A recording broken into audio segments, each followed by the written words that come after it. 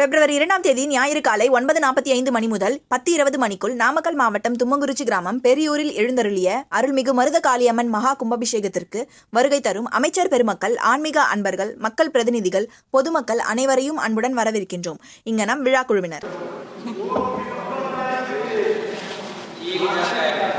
I now come to my direct tax proposals. In Part A, I have briefly underlined taxation reforms as one of key reforms to realize our vision of Viksit Bharat. In respect of criminal law, our government had earlier ushered in Bharatiya Nyaya Sanhita, replacing Bharatiya Danda Sanhita. I am happy to inform this august House and the country that for new income tax bill will carry forward the same spirit of Nyaya in its drafting as well. The new bill will be clear and direct in text, with close to half of the present law in terms of both chapters and words. It will be simple to understand for taxpayers and tax administrators, leading to tax certainty and reduced litigation. Reforms, however, are not a destination. They are means to achieve good governance for our people and economy. Providing good governance primarily involves being responsive.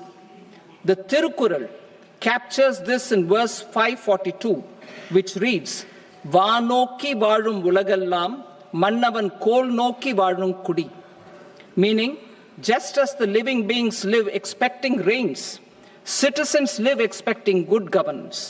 Our government is committed to keeping an ear to the ground and a finger on the pulse and responding while balancing our national building efforts.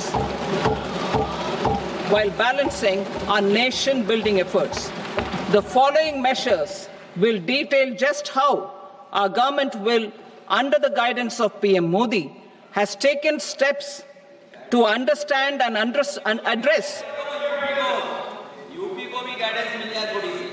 I repeat that sentence, sir. The following measures will detail just how our government, under the guidance of PM Modi, has taken steps to understand and address the needs voiced by our citizens. My tax proposals are guided by this spirit. The objectives of my proposals are as follows. Personal income tax reforms with special focus on middle class. Rationalization of TDS and TCS for easing difficulties. Encouraging voluntary compliance. Reducing compliance burden. Ease of doing business, employment and investment. I will come to my proposal on personal income tax towards the end. TDS and TCS, rationalization for easing difficulties. I propose to rationalize tax deduction at source, TDS, by reducing the number of rates and thresholds above which TDS is deducted. Further, threshold amounts for tax deduction will be increased for better clarity and uniformity. The limit for tax deduction on interest for senior citizens is being doubled from the present 50,000 rupees to 1 lakh rupees. Similarly, the annual limit of 2.40 lakh rupees for TDS on rent is being increased to 6 lakh rupees. This will reduce the number of transactions liable to TDS, thus benefiting small taxpayers receiving small payments. The threshold to collect tax at source, the TCS, on remittances under RBI's liberalized remittance scheme, the LRS, is proposed to be increased from 7 lakh to 10 lakhs.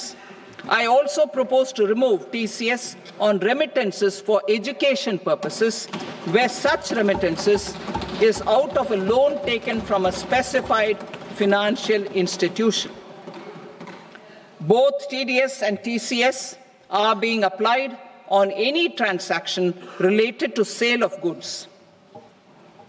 To prevent such compliance difficulties, I propose to omit the TCS I also propose that the provisions of the higher TDS deduction will now apply only in non-PAN cases. In July 2024, the delay for payment of TDS up to the due date of filing statement was decriminalized. I propose to provide the same relaxation to TCS provisions as well. The government under the leadership of Prime Minister Modi believes in Sabka Saath, Sabka Vikas, Sabka Vishwas and Sabka Prayas. In line with this, we brought in updated return facility in 2022 for voluntary compliance by taxpayers who had omitted to report their correct income. Our trust in taxpayers was proved right. Nearly 90 lakh taxpayers voluntarily updated their incomes by paying additional tax. Taking this trust further, I now propose to extend the time limit to file updated returns for any assessment year from the current limit of 2 years to 4 years. I propose to reduce the compliance burden for small charitable trusts and institutions by increasing their period of registration from 5 years to 10 years. It is also proposed that disproportionate consequences do not arise for minor defaults such as incomplete applications filed by charitable entities. Presently, taxpayers can claim the annual value of self-occupied properties as nil only on the fulfillment of certain conditions. Considering the difficulties faced by taxpayers, it is proposed to allow the benefit of 2 such self-occupied properties without any condition. To streamline the process of transfer pricing and to provide an alternative to yearly examination, I propose to introduce a scheme for determining arm's length price of international transaction for a block period of 3 years. This will be in line with global best practices. With a view to reduce litigation and provide certainty in international taxation, the scope of safe harbor rules is being expanded.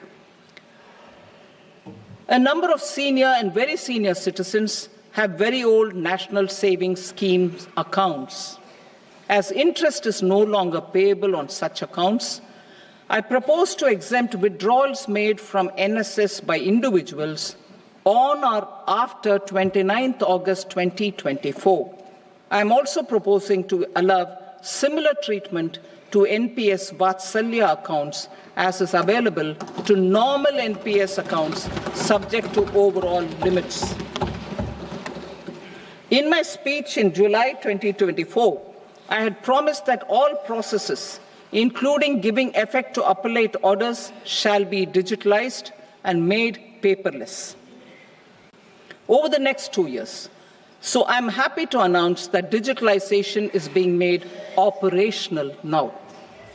In July 2024, we brought in the Vivad Se Vishwas scheme to resolve income tax disputes pending in appeal. The scheme has received a great response, with nearly 33,000 taxpayers having availed of the scheme to settle their disputes. I have a few proposals to promote investment and employment. It is proposed to provide a presumptive taxation regime for non-residents who provide services to a resident company that is establishing or operating an electronics manufacturing facility. I further propose to introduce a safe harbor for tax certainty for non-residents who store components for supply to specified electronics manufacturing units. Presently, the tonnage tax scheme is available only to sea-going ships. The benefits of existing tonnage tax scheme are proposed to be extended to inland vessels registered under the Indian Vessels Act 2021 to promote inland water transport in the country. Extension for incorporation of startups. we continue to support the Indian startup ecosystem. I propose to extend the period of incorporation by 5 years to allow the benefit available to startups which are incorporated before 1/4/2030. In order to attract and promote additional activities in the IFSC, I am inter alia proposing specific benefits to ship leasing units, insurance offices, and treasury centers of global companies which are set up in IFSC. Further, to claim benefits, the cut-off date for commencement in IFSC has also been extended by 5 years to 31/3/2030. Category 1 and Category 2 AIFs are undertaking investments in infrastructure and other such sectors. I propose to provide certainty of taxation to these entities on the gains from securities, to promote funding from sovereign wealth funds and pension funds to the infrastructure sector. I propose to extend the date of making an investment by 5 more years up to 31st March 2030. பிப்ரவரி 2ஆம் தேதி ஞாயிறு காலை 9:45 மணி முதல் 10:20 மணிக்குள் நாமக்கல் மாவட்டம் தும்மங்குறிச்சி கிராமம் பெரியூரில் எழுந்தருளிய அருள்மிகு மருத காளியம்மன் மகா கும்பாபிஷேகத்திற்கு வருகை தரும் அமைச்சர் பெருமக்கள், ஆன்மீக அன்பர்கள், மக்கள் பிரதிநிதிகள், பொதுமக்கள் அனைவரையும் அன்புடன் வரவேற்கின்றோம். இங்கனம் விழா குழுவினர்.